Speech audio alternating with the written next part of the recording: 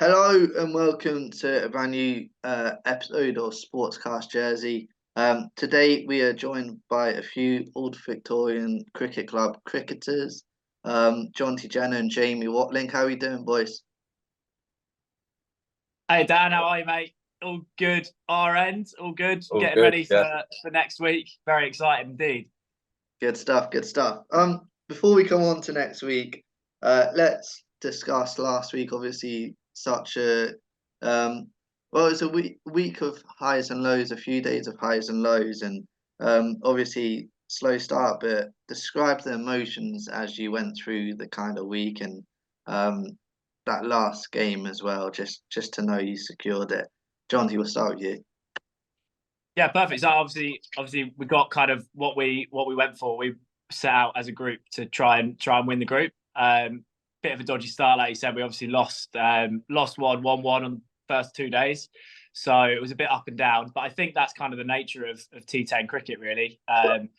Couple of cobwebs to blow off. Obviously the boys been training pretty hard, but it's actually different when you're out there in the middle and the cameras are on. So it was good to finally get over the line. But yeah, I think obviously we have a lot of youngsters in the squad, so they pulled through at the right time, and we managed to get over the line. So it was good week. Yeah, definitely. And describe the emotions going into the final and obviously such an important game, such a big game. Describe the emotions before and during. Watto, will go with you for this one. Yeah, I mean, following on from what Jonty said, look, we lost. I think it was 2 out of our first 4 games, which I think was probably, in hindsight, quite a good thing for us. I personally went into the tournament thinking we'd breeze it, and we didn't. We lost 2 out of the first 4, and I think that gave us a bit of a kick up the arse, to get ourselves in gear.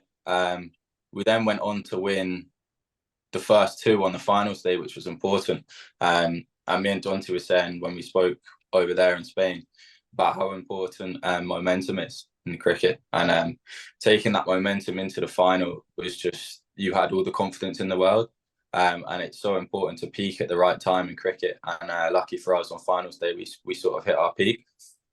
So yeah, going into the final, we were super confident, and we knew if we executed our skills, then no team could really handle us. And lucky for us, we did on the day. Yeah, definitely. Obviously, such a big tournament. You both represented Jersey over the years, as Jersey. But how good was it to go off island as a club and represent Old Victorians rather than Jersey, and do it with your mates who you've been with for years and what have you? Jonty, we'll go with you on this one. Yeah, it's obviously really special. OVs to all the boys is like a special place to be. Going to Vic College is good, and it's nice to get away and test yourself against other people around Europe. I think obviously the league in Jersey is good, but there's only 4 teams, which is a bit sometimes a little bit hampering. So it's nice to go away and play against complete unknown, really. And I think, as Jamie just touched on in that last one there, the good thing is that because we've got a feeder from the school as well, we had a lot of youngsters. So we had kind of the likes of Matt Webb, who had a great week, like a breakthrough week, really, I'd say. Theo Pullman, who came over with Jersey in October and was really good. Louis Kelly, guys like Ed Giles. So it just gives them the opportunity to be able to actually do that on a slightly bigger stage than what they'd be used to. But with the young squad, it just meant that a lot of the other teams have got quite sort of older guys. And I think actually we were quite fresh the whole way through the week. So the fitness kind of came through and managed to pull through at the right time, like Jamie said. So it was good to sweep aside the Austrians. The Swiss team in the final. Yeah, definitely. Right, we're gonna have a bit of fun now. Do a kind of teammates spill the beans kind of few questions, and just jump in when you like. First kind of question is, who is the biggest joker or prankster within OVs?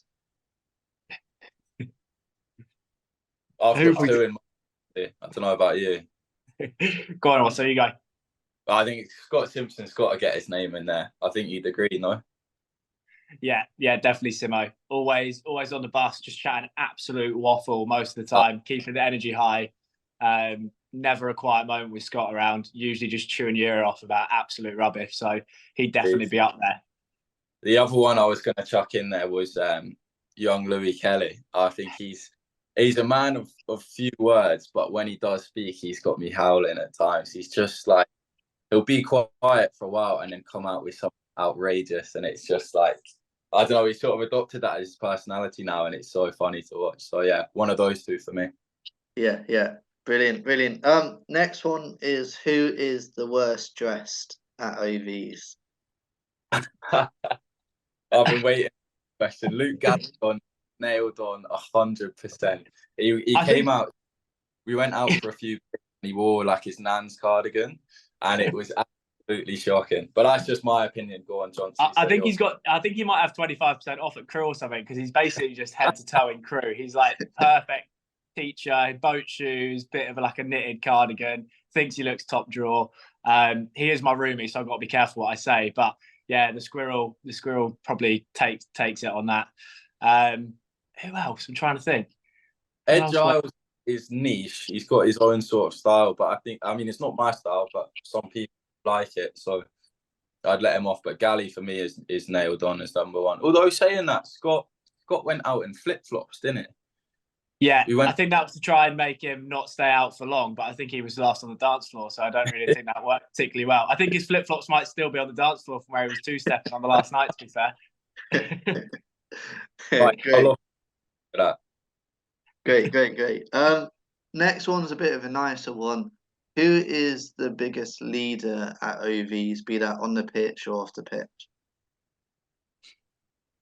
I reckon we all sort of get around each other, really. It's obviously James did a really good job as captain, and Luke, who we've just taken the mick out of there, is pretty big leader. Like, he knows what he wants, and so does Daft, to be fair. I think there's a bit of like a senior group probably who kind of take it on, but everyone knows their role, and that's a good thing. So we kind of end up, everybody is kind of a leader in their own right, especially in cricket, where you've got even though it's a team sport, you're doing your individual skill at one point. So, I mean, you kind of have to lead that yourself. And also, with it being streamed to however many people in the world, you kind of know that, right, okay, this is my time, so I need to make it happen. So I reckon most of the boys are pretty sort of strong in leadership in themselves.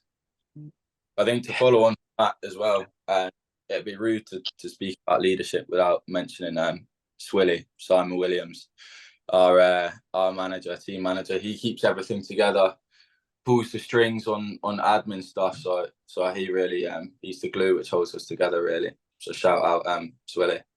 Yeah. Willie. Yeah. Brilliant. Next kind of question. You were speaking about the dance floor just then. Who's the biggest lightweight at OVs? I think I was first in bed on the last night. I was absolutely cooked. But who's the biggest lightweight? Gally did have a little bit of a shocker. But I mean, yeah, I think, who would it be? Watto, you're gonna have to help me out. Who are you going with? I'm looking exactly at you, mate. On that final night, you were loose. I'm trying to think who else. Obviously, the youngsters don't drink, so it's difficult to say them. I don't know, really. Maybe you, John. Maybe you. I'll take that. I was, last night, I think the final, the emotion got to us, and I was pretty keen for a good time. I wasn't there for a long time, but I was there for a good time, that's for certain. As it Great. Obviously travelled together. Who was the worst traveller? Who moaned along the way? Theo Pullman was basically a corpse on the plane, but I don't know what was going on there. But he wasn't actually sat with us, but the skipper, he hates flying, which is weird because he flies around a lot for business. So James Duckett, I think he's a bit of a nervous flyer. So he wasn't great. He wasn't. I don't think he was great. But apart from that, I think obviously flying away from Jersey, you have to do it all the time. So most of the boys are pretty good travel wise. The way back as well. Obviously, we'd won the tournament on the whatever night it was, and we travelled the next morning. And I don't think Luke Galashon spoke for the first 5 hours of that day. It was a big night out the night before, and he looked like death the next day. So he definitely struggled on the way back as well. Yeah. Next one's a nicer one again. Who's got, obviously you talked about the youngsters a bit earlier.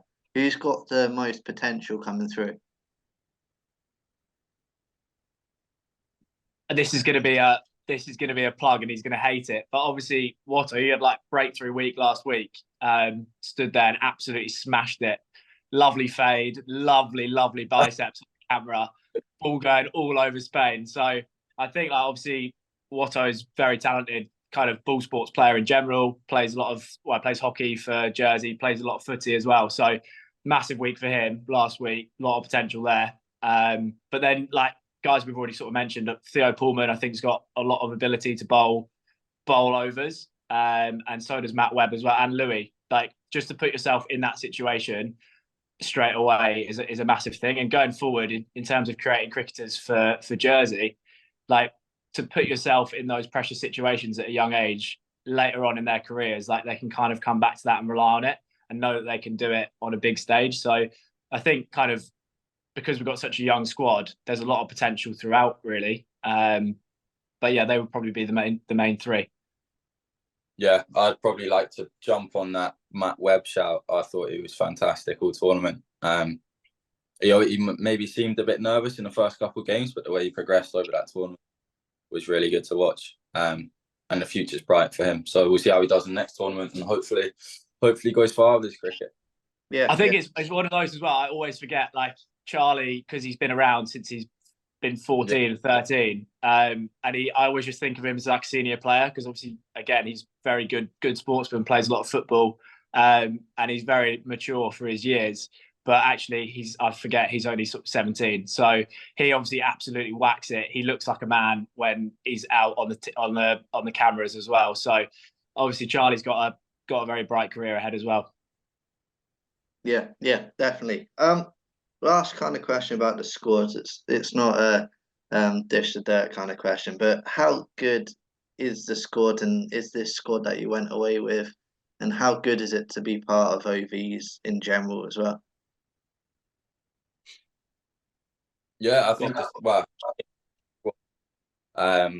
it's sort of been quite consistent over the past few years. So you look at some of our youngsters who are now 17, 18, but they've been playing since they were 15, 16 for us. So we've had quite a consistent sort of spine of the team, which definitely helps. You know, we're a bunch of lads who get on really well. And you can see that on the pitch. It helps us, our chemistry and stuff like that. So yeah, I mean, the team's going from strength to strength, and we've got a bright future ahead of us. Obviously, our team's changed a little bit with this next tournament coming up with school and work commitments. So who knows how that will impact the sort of team chemistry. But again, I mean, we've got loads of talent coming through, loads of talent there at the moment. So yeah, we'll see how we get on in this next tournament.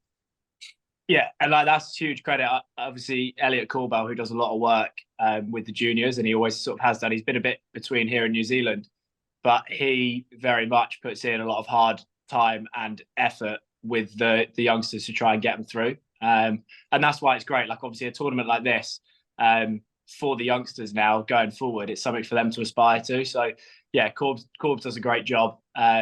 But hopefully in the years to come, we've got a lot of youngsters at the club. Obviously, it's a feeder from Vic College, which is quite a good cricket school anyway. So yeah, hopefully, well, I'm almost certain the future is very bright. Yeah, definitely. Let's move on and look forward to next week. How's it looking in terms of the squad? Obviously, a few changes as Jamie mentioned there. How are we looking, and how confident are you going into next week? Yeah, it's going to be a challenge. It's kind of the best, well, supposedly the best teams in Europe. So it's good again to challenge yourself with that. Like Jamie said, we've had a few guys who can't come with school and work commitments, which is a shame. But we kind of know that was going to be the case. So squad shaping up all right. We've just had our flight details through, ready to go. You're allowed a couple of wild card picks as well. So I think the European cricket did that to try and make sure that teams can come back. So we've got a couple of decent wild cards who will add value.